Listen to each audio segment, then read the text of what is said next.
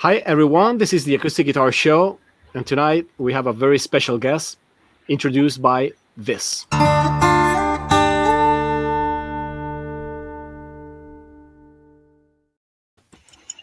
Oh. Hello. Hey everyone. Hi Ryan, thank you so much for being here. My pleasure. Thanks for having me. And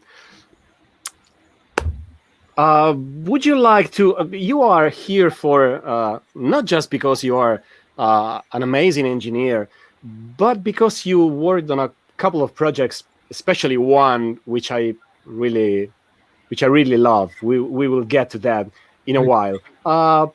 Would you like to say something just to introduce yourself? Well, my name is Ryan Freeland. I'm a recording mixing engineer, sometimes producer. I live in Culver City, California. I've been doing it, well, basically thinking about and doing and recording since I was 12, which is, I won't tell you how many years that is, but it's a lot of years of thinking about how to capture sound and how technology can reproduce sound. That's kind of the trick for me, is getting electronics and equipment to create emotion in a playback system for somebody, way far away from me, listening on a completely different system from me. I want to try and get them to feel what I feel when I'm recording and in the room with musicians and part of the experience. So that's kind of my goal. It's always been my goal as a recording engineer, is to kind of translate the power and emotion of what music can do to people as well as I can. You started playing before recording, I imagine. Yeah, I started at age 6 at classical piano. I played classical piano all through college. Did a full senior recital on classical piano and still play, but don't do it not professionally. So I did pay my way through college playing which was great. Great. You have an amazing series of credits. So it will be great. I mean, you work with Bonnie Raitt, Ray Montagne, and so many great artists. And I noticed many of them have acoustic instruments as lead instruments in their projects, right? Yeah, that it's really typical that I do. I record somebody singing and playing acoustic guitar at the same time as the live thing. I do that a lot. That's mostly what I do, actually, I would say. Very rarely, and a lot of times people think they're going to redo it all, and very rarely does it ever get better than what they were able to do in the live performance. Yeah, because it's very different, especially if it's musicians that write their songs and sing their songs at the same time while playing guitar. Yeah, it's weird to separate things. Yeah, people practice by singing and playing at the same time, and so when they perform it singing and playing at the same time, I feel like the feel is always better, and their head's always in a better space than if you try and separate them. I've seen that too. People want to control the recording environment. They want to control how people do it or what they're comfortable with, and I've always not liked that. As an engineer, I've always thought you should embracing what a singer or performer is comfortable doing is really the best way to go, especially if it's their music and it's their record. It's like you got to join in on them. The Ray LaMontagne is a perfect example. He wanted to be in the middle of the room, right in front of the drum set, and I said, "Okay." Good luck with that.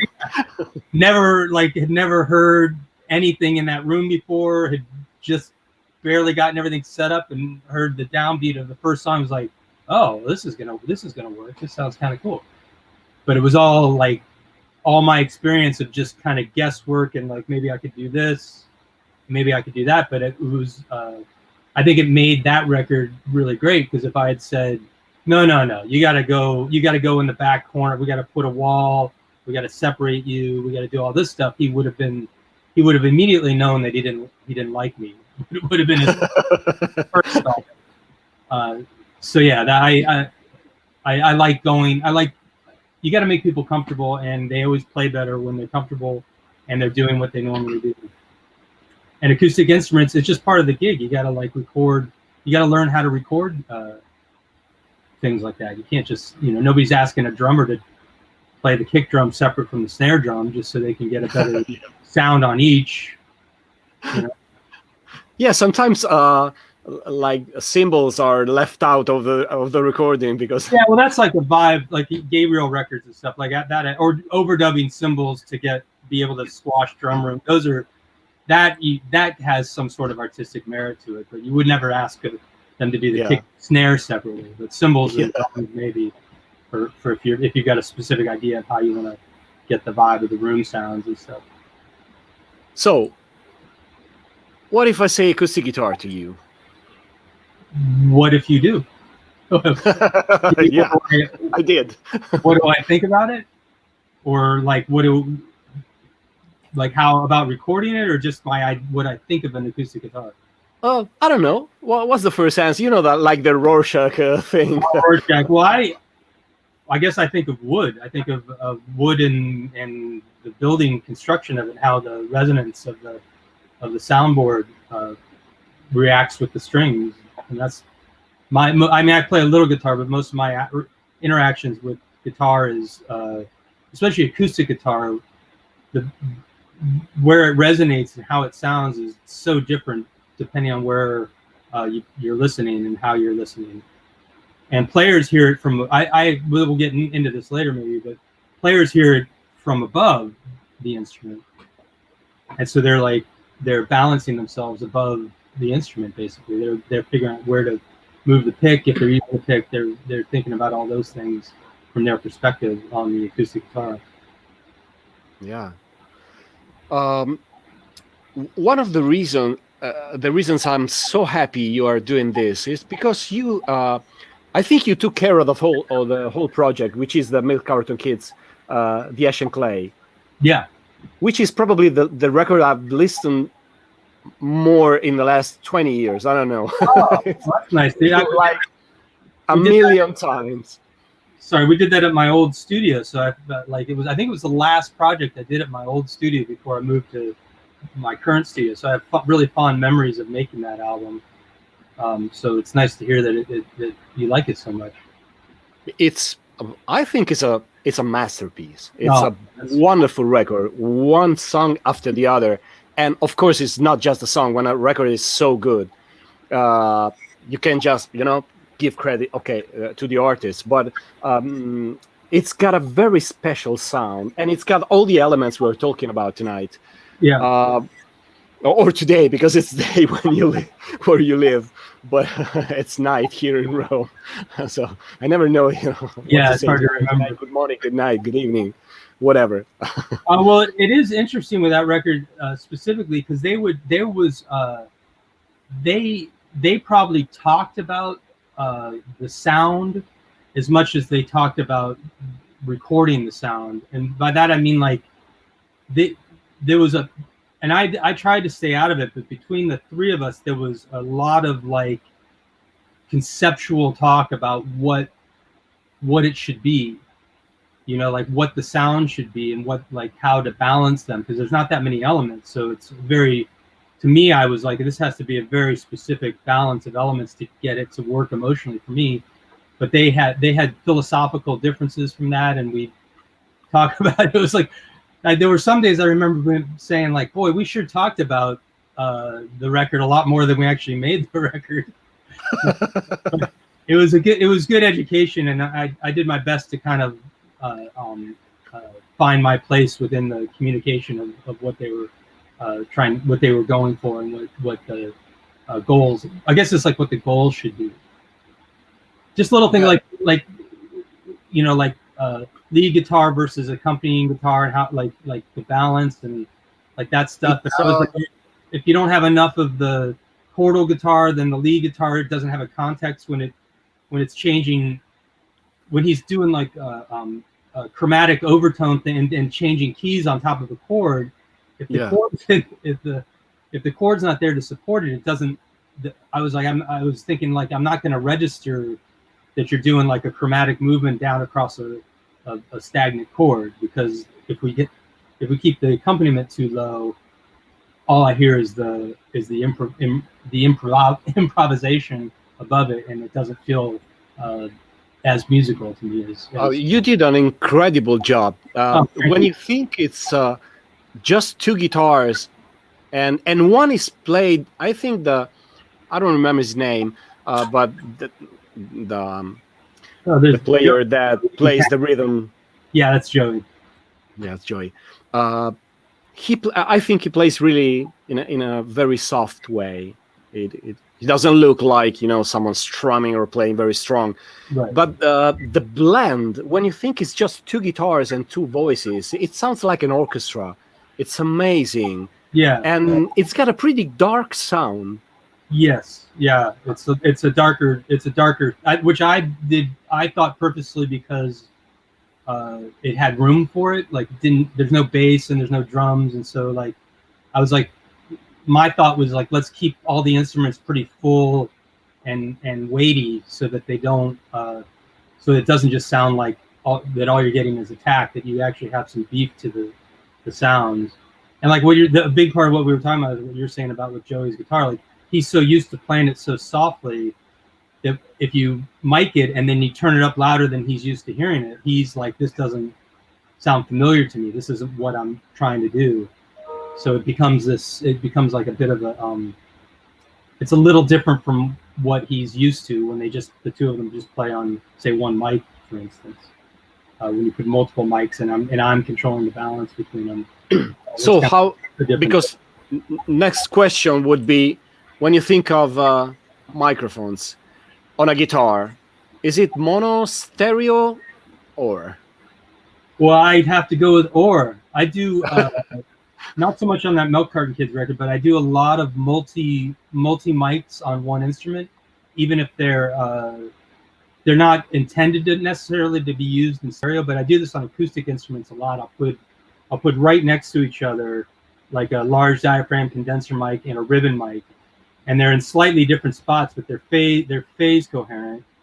And then I can either blend between the two mics to get the tone I want of a darker mic and a slightly brighter mic, or I can pan them slightly so it's not really stereo, but it's not mono either. It's like, it's just like a slightly wider than mono kind of vibe. And in headphones, I always like the way that can happen. Or if you have two acoustic instruments, you can hard pan one mic and soft pan the other, and then take another acoustic instrument and do the same thing on both sides, and it just creates just a really beautiful image of two acoustic instruments that they're not pinpointed. It's like if you use like a lot of people record acoustic guitar with a small diaphragm mic that gets a lot of transient and a lot of attack and not much body, which works for a lot of different types of music. If the kind of music I do, that always strikes me as a very pinpointed sound, especially if it's one mic. It's very, like, wherever you put it, it becomes very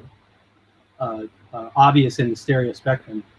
Whereas if you have if you use two mics and you kind of mesh it a little bit, you get stereo, but it's not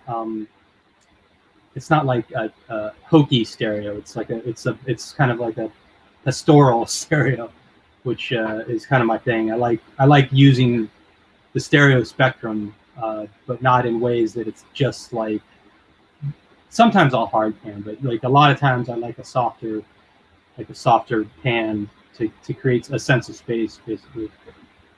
Do you remember the things you used, how you set up to record that record? Is that the one you're talking about? Ash and Clay. Yeah, well, that one we did. I didn't do two mics on. I started. That one was just a single. I do a thing with vocal and acoustic guitar. So I had I know this because I looked at a photo of the session recently, oddly enough. So I had my M49s, a Neumann M49 on vocal, trying to think of, and you kind of do it kind of at an angle, and then I had a U67 like that pointing down at the acoustic, and this is pointing up at the singer. So the singer's kind of singing over the top of the vocal mic, and the acoustic mic's kind of picking up from above the acoustic guitar. So for both of them? For both of them.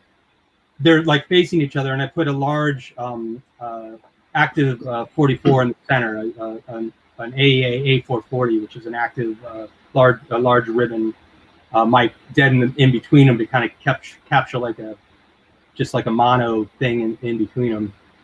And then so yeah, they're as close as we could get them, and everything's as close as you can get to trying to cut down on as much phase issues as you can. But that's how you kind of get control. You can get control of the vocal and the acoustic. You don't get no bleed, but it's the way that I find you get the least amount of bleed, and whatever bleed you do get is pleasant bleed because it's phase coherent as mostly, and it doesn't sound weird. As soon as you start putting, I've seen a lot of people that put a mic like here, or they'll put it like as soon as you get a vocal here and another mic here, it's like the bleed between them is really unpleasant and not at all musical, and it never sounds great to me. So I kind of developed this way of miking that I can that the bleed works for me, and I can get good isolation. And on some quiet singers, like there was some Aimee Mann records I did that we were actually able to replace the vocal that she sang so quietly into the mic that the acoustic mic only picked up acoustic guitar. So we were actually able to replace the vocal. Which record are you talking about?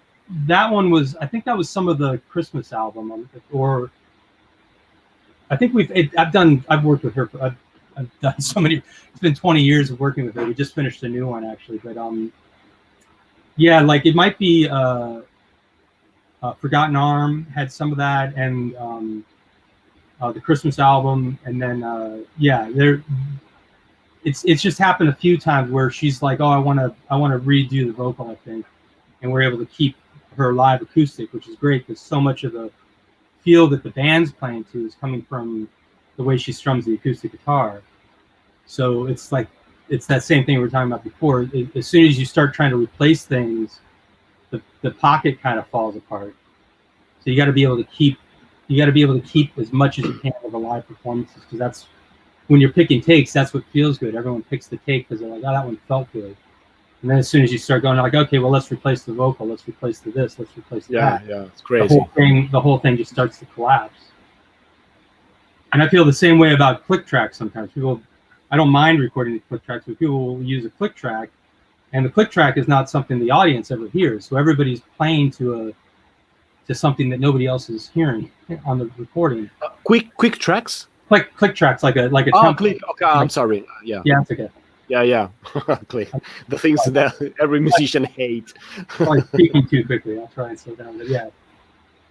But yeah, replacing things that are working. Like people always trying to replace things and not realizing that you might gain something, but you're also going to lose something. And I don't know if everyone's always aware of that compromise. That sometimes it's better to have a slightly different thing, even though it's not perfect, instead of trying to fix it and losing the magical parts of what was making the thing work to begin with. Yeah. When you recorded Ray LaMontagne with the band, how did you mic him? One microphone for the guitar and one for the vocal? No, that one I did more of my normal thing, which is like the same thing with the kind of the V thing, but I did two microphones for the vocal, and it's really hard to explain it, but you kind of like, you kind of put the capsules like that, so they're like, and the nice thing with that is that you get this really wide sweet spot. So if he's moving and doing this, the microphones kind of get like a really wide thing, and they're rejecting his acoustic. So you get two flavors of mics, and you get a wide sweet spot, and it just really works out well. And the acoustic too, you get two tones of two different mics.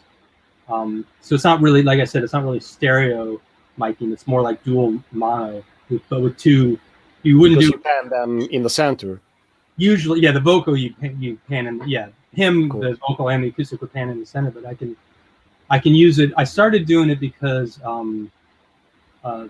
vocal, like there was so much we were doing that it happened so quickly. And if you had the wrong mic up for a singer or the wrong mic up for a certain type of acoustic, you were really in trouble because the session was off to the races, and they just started recording, and you didn't really have time to say, "Oh, I made a mistake." I'm sorry. Yeah, give me 15 minutes to switch out a microphone. you didn't have that. So I started putting 2 mics up as like a backup. So it's like, if I didn't know somebody that well, if they had, if they had like a really bright, harsh tone, either on their acoustic or their vocal, that I was unaware how the mic was going to react, I had another mic that I could push to take over that maybe would react better to that particular instrument or that particular singer. And so because of that, I was always kind of covered, and I just always liked the way it sounded. And the other thing I liked about it, it was never like just one mic. It was never just like, oh, that's the sound of an M49. It was like, well, it's an M49, but it's got a little bit of a Royer 122 blended in, or an AA A440 blended in, or something. There's like a little bit of other vibe you get so it's kind of like you're creating a mic that doesn't exist, because you're blending 2 different microphone signals together. Sure. Or like people that do parallel processing all the time. Yeah. It's like analog parallel processing. Instead of duplicating the track and then affecting it differently, you put up 2 mics, and then you can affect those 2 mics differently, and that gets you a similar idea where the signal is really beefy because it's 2 signals being combined. And I just always, especially on acoustic instruments, I think the Ash you played, the Milk Carton Kids record, I think has some of that element where you're able to, like, you make the instrument bigger than it would be otherwise, because you're able to like pull things up and blend them, do different things. Great. So if you think of acoustic guitar, frequencies, is there something that comes to mind? Wolfie frequencies are the hardest. Mm. That boom, that's sort of like the boomy quality is always the one that I feel I have to be the most careful of, because you want it to be full sounding, but especially nowadays on smaller headphones and laptop speakers and stuff, it can be too much body in an acoustic guitar. It just doesn't work on small speakers. It just sounds weird. So those are the frequencies that are always the most concerning to me, is trying to figure out how to keep it full but not have it sound like it's distorting when it's coming out of a laptop speaker. Yeah. I don't know. I usually avoid this question, but I have to, because I hate pickups. But do you ever use pickups while recording? On acoustic microphones, or on acoustic instruments? Yeah. Not unless they beg me. I think I've done it twice in my whole career, and it was because somebody really wanted it. Okay, let's go to the next question. I've done it a couple times on upright bass too, because upright bass can be usable as a direct signal, but I feel like it takes your eye off the ball, because you're like, oh well, I'm getting it direct too, and you stop like thinking about mic placement and how to capture it properly in the microphones. And I don't like that. It feels like a crutch, and not a very useful one, especially on acoustic guitar. Yeah. Maybe this is just for for fun, to talk about something, because not many people can really afford hardware, especially at home. But today, how do you feel about this? Because I've seen many engineers turning completely, switching to the digital world, but hardware probably makes sense going in, right? Yeah, it's for me they've got the sound of everything is really great now. So for me, it's just like it's like a work process thing. It's like how you like to work. Like I use a lot of plugins on mixing, but I also use a lot of analog stuff on mixing, and I like it. And times I've experimented doing everything just with plugins. I've always thought, well, it sounds good, but it just didn't feel like, I haven't liked the way it felt creatively. It just didn't feel all that interesting to work that way. And I thought, oh, if I had another 20 years to invest doing this, I'd probably feel pretty good about it. But I've already spent 20 when plus you become deaf. Yeah, exactly.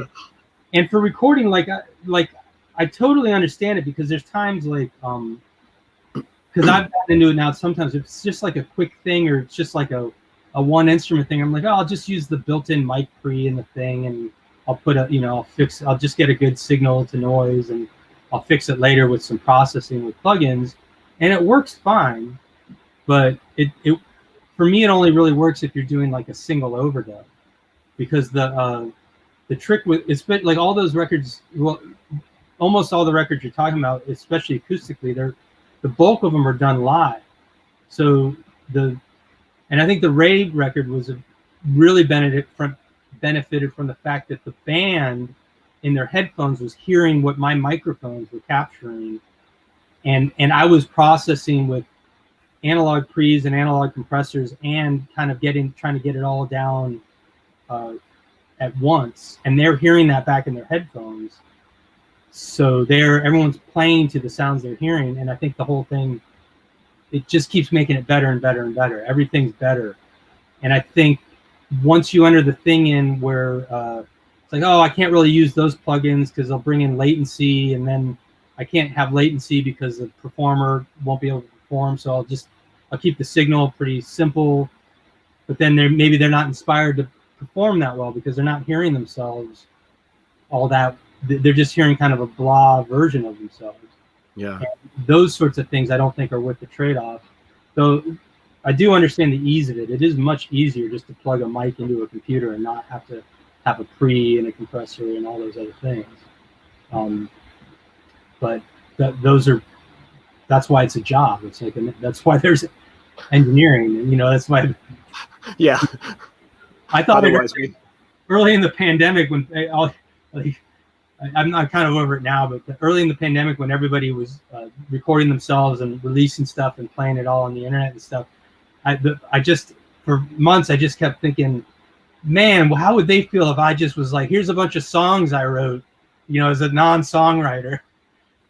I'm just gonna start writing songs all of a sudden. What do you guys think? I know, don't you just put a bunch of words together and do all this stuff? Like, I was like, oh, these recordings and the thing is, they're all totally fine. That's the thing with all this home recording. It's totally fine. There's nothing wrong with it. It's just I got the importance of you guys during the pandemic, because all these great artists were playing from home, just guitar and vocals, and I said, like, okay, now I get it. Yeah. Well, thank God, Aimee, or not Aimee, but Bonnie Raitt been sending me stuff. She'll record it at home, but then she'll send it to me, and I'll be like, wow, I can actually. There's a lot I can still do here. Like, I can still bring all my stuff to it, even these kind of basic home recordings, and and I'm like, that actually sounds pretty good. But there are limits. There are some people that are like, you'll be like, oh, I need to change this word before you finish that mix. I'm like, okay, well, send me a track with the right word, and they'll send something that's just like, and then you're like, oh. And the thing is, you can't, like, you do the thing and you filter it and you isotope it, and then you do this and you push and then you're like, oh, I can get this to work.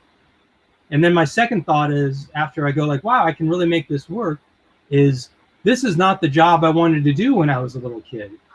Yeah, I did not dream of just taking mediocrely recorded audio and trying to make it sound pretty good.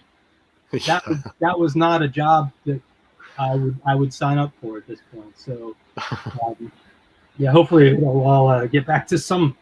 Though I do love mixing. I mean, just mixing has been fun. But yeah, the process of recording and capturing, like I said, emotion and songs in a space is really magical to me. I just love it, and I love the technology and all the equipment, and some of it is plugins, but mostly this is the other thought I had, is because you see all these. Sorry to blather on like this, but the other thing is all these people posting pictures of their home studios, and it's like people at a laptop or something with an interface, and it all sounds fine, but I feel I get no inspiration from looking at the visuals of what it looks like to record like that. Like a laptop with an audio interface does not inspire me to feel like creative. Maybe wow, like maybe cool. Because you come from a very precise thing, from a very clear thing. But if someone never knew that, and it's just gotta be inspired from a laptop, and who knows, maybe you can get to the same point. But I perfectly get what you say. I mean, it's different from what we thought. Yeah, maybe you could put like a wood, case around the laptop, so it's got like a nice wooden, like some sort of. You could go, that beautiful wood on that, We should talk to Bill Gates to make a wood PC. Something vibey about it. There's got to be some vibe about the equipment. Some vibe. Yeah. Is there some microphone and preamp choice when you think of acoustic guitar? Just for you, I mean.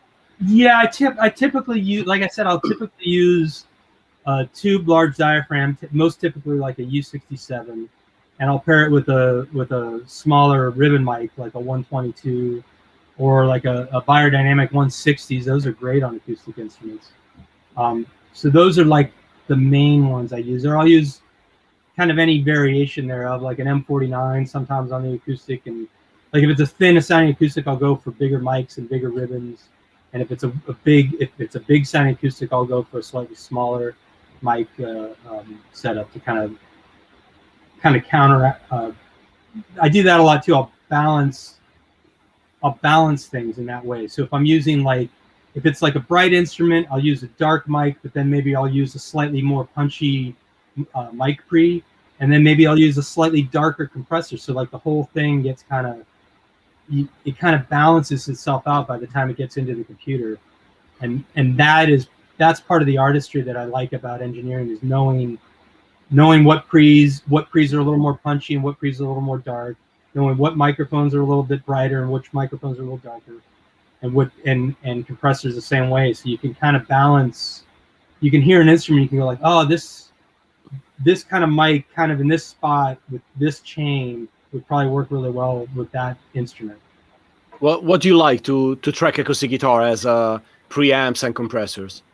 I like for a lead singer, I'll use for a lead track, I use the TLA 100 a lot, which is a kind of a tube opto-E compressor thing, I don't hit it very hard. It's just a lot of that too is to capture from my experience, like if song one is like a really quiet song and you get everything set and you're like, oh, that sounds good, and then they get the take and they switch to song two and it's a really loud song, you can have the compressors can kind of back you up. So like if take one happens to be the thing, before you were able to adjust things a little bit, you didn't just overload everything. The gear is kind of helps control it, so that by the end you're hoping that they pick take two or take three, because by then you've got it more dialed in. But if they go for take one, it's still usable, even though it's maybe not set exactly the way you want it. So I like that on I like the summits on acoustic guitar, and I like I said, it depends. Like a Neve 1272 is a go-to for a lot of things, because of that could be too dark on other things too. So I'll use like a Vetus M5s, or a little bit more punchy to me. And if it gets really needs even more, I'll go to like a 312. What's this one? The last one? A Vetus. You know that mic pre? It's the MA5. It's like it's Neve-like, but it's just got a little less woolliness and a little more clarity to it. Okay. What about microphone distance? Is there some rule, or it's just on the session? Well, the only rule is that it's for all, the closer you are, the fuller the sound is, and the further away you are, the thinner the sound gets. So that's kind of what, like if it's, if you're like on an acoustic and you're kind of far away and it sounds kind of thin, you just kind of move in and you get a little closer to the sound hole, and then the mic picks up more of the body, and that's kind of how you balance things, and you use your best guesswork. But yeah, the distance is variable. It really depends on what you're going for. I tend to like closer, but it really depends on the song and how it all sounds. The closer usually I like, because the instrument sounds tougher the closer I get to it. Yeah. And what about reverb? Sorry about that. Reverb I use, I tend to like, even to this day, I tend to like my analog reverbs. And I tend to like, I like the limits that my analog reverbs give me. So I have an EMT 140 plate reverb, and I have a Furman Sound RV2, which is a stereo spring reverb. And then I have a Watkins Copycat delay for slapback effect. And I kind of try and stick to just those three things. And obviously I don't always, but I tend to try and build the vibe with just those. And the thing I like about it too is that I think the other thing we're getting away from in the modern era is signature sound of a studio. Like it used to be that people went to studios because they had a sound and a vibe, and a lot of that came obviously from their room, but a lot of it used to come from their echo chambers and what reverbs they had and what microphones they had, obviously too. But now, because so many people are in the box and everybody has access to the same plugins, I worry that the individual sonic impression that one can give is a little bit too broad. Like everybody can kind of do everything, so the limits aren't as interesting. And I like the limits. I like saying like, okay, well, this is kind of part of my sound. I use these analog reverbs, and almost every record I make has some variation of that, where that vibe is. I don't want to be an obvious engineer, but I also don't want to be an anonymous engineer. I don't want it to just sound like everything else, but I don't particularly want it to people to be like, oh, that's obviously you, because I don't want to be that heavy-handed that I can't be flexible in my sonics, but I also I don't just want it to sound like everything else you hear, and I don't want to mix just with all the same gear that everybody else can use. The Ash and Clay has an amazing space. Sometimes you just don't feel you feel it, but you don't really listen to it. What did you use?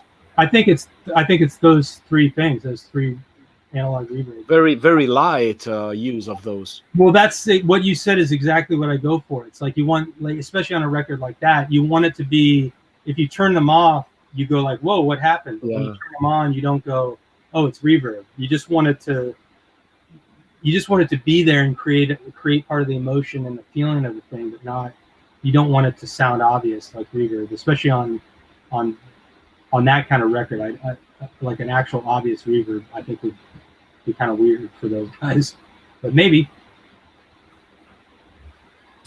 Great. I think we are going to the end of this, but this is probably the most interesting part for the readers or the listeners on the web.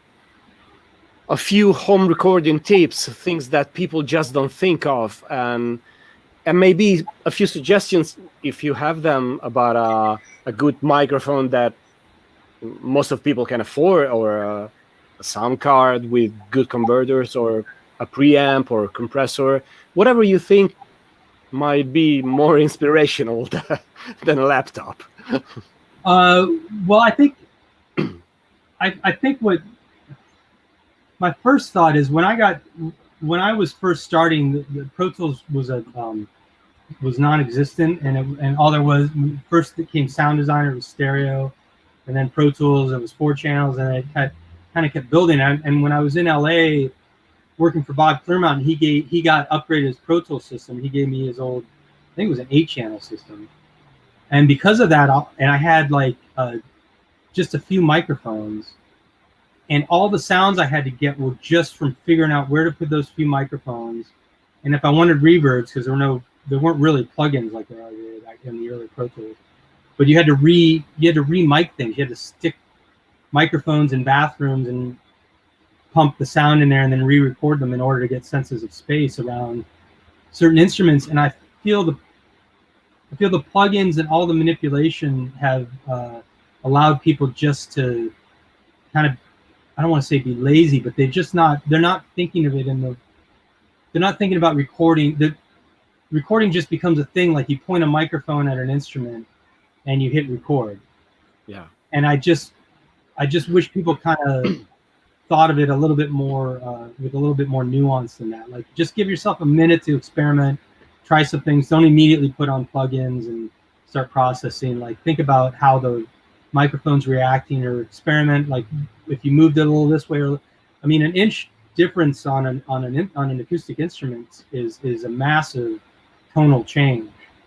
And so you got to kind of, and the only way you're going to get knowledge of those changes or how different microphones react is by doing it, by experimenting and by trying things. And people experiment a lot with plugins, but I haven't seen people do it so much with actual microphone technique. They treat the microphone as just a capturing device.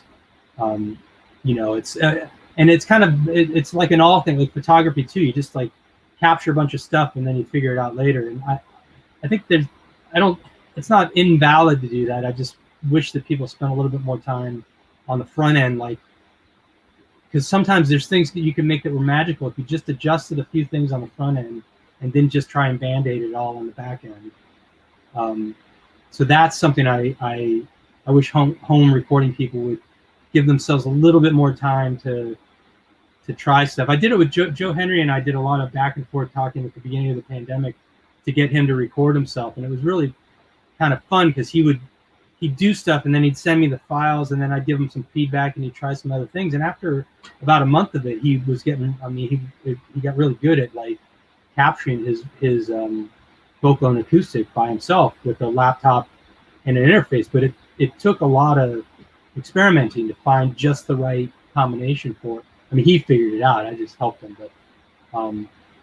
but you can understand when you listen to a recording, it's almost you're in the room because you know where probably the microphone was. Yeah, well, you can, and especially because he's giving me isolated tracks, I can just hear the acoustic mic or just the vocal mic, and I can kind of give him some guidance on what to do. So that kind of experimenting is great. You know, like that's the sort of thing that I wish people just did more of. Yeah, as far as gear, it's like I think any gear is useful, even cheap gear. But I think the trick is to just know it and to understand it. And if you buy a mic that you think is good, but it's like too dark of a mic or too bright of a mic, then the trick is to learn how to use that mic, like how to put it in a place where it's going to bring out the best of what you're going for. So it's not so much about finding the perfect mic. It's about acknowledging that each microphone has its own little magic to it that you can figure out if you just listen to it enough. You know, you can figure out where to put things and how to record things. Is there a microphone or two that you could suggest, because you know them, which are affordable to most of our readers? Yeah. It's basically cheap microphones, of course, compared to the high-end gear. Yeah, that's always the tricky one for me because Oh, if you have something, I mean, well, there's maybe because you use something or whatever. There's this company Aston, ASTON, is a Polish microphone manufacturer. I like everything I've heard of theirs, and those are fairly affordable and versatile. And then I know AEA is kind of probably a little bit more on the expensive side, but they have some more affordable ribbon mics, which are great, that I use a lot. So those are the first two things that come to mind. So yeah, but Aston's definitely a mic company to check out for affordable. Yeah, I saw them. Good quality. The Milk Carton Kids live are using these weird microphones that look like old microphones. Yeah, I don't know if you saw them. I do. I know I'm trying to remember the name of the company. Like Ear Trumpet Lab, something like that. Labs, yeah. I like that they're doing the one mic thing. I don't want to get into like I'm not sure. They didn't ask me to consult on it or anything. And Ear Trumpet Labs is a really cool company. They sent Joe and I some stuff to experiment with, and they're really cool mics. So I like that about them. And I've seen some live YouTube stuff where they're using them, and they always sound good. Me too. My personal experience was I felt a little slight two-dimensionality with them. I don't want to like be critical, but like they weren't quite my bag. And the Milk Carton Kids, when I heard them live with it, I had that same thought. I'm like, oh, it feels a little like it could be a little bit more three-dimensional. And I'm not totally sure if that was the mic's fault necessarily, but they tend to be a little they're very clear sounding, which is I think a good thing in a live situation. But for a recording situation, I always feel like I'm missing a little bit of the full spectrum of them. But I don't, like I said, I don't want to badmouth a cool company.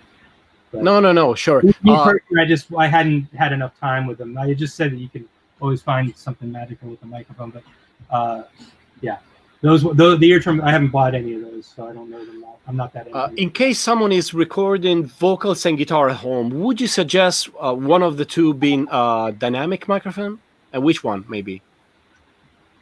I think dynamic is more important for the vocal.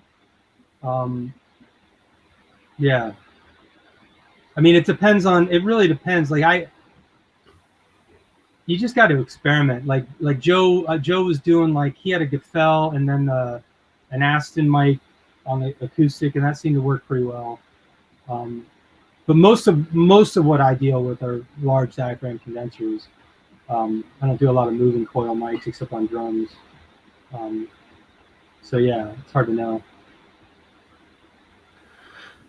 Great. So I think we're done. Thank you so much for doing this. My pleasure. I hope it was helpful. Oh, it was. It sure was, and we could go on for hours, but. Well, I appreciate you liking that Ashton Clay record. That was like I said, a really important record to me, and the Ray LaMontagne and the Bonnie Raitt records. And Bonnie's talking about doing another record here once the pandemic's calmed down a bit, so that could be exciting. Yeah, great. But we'll see. We'll see how it all. Will it be more acoustic?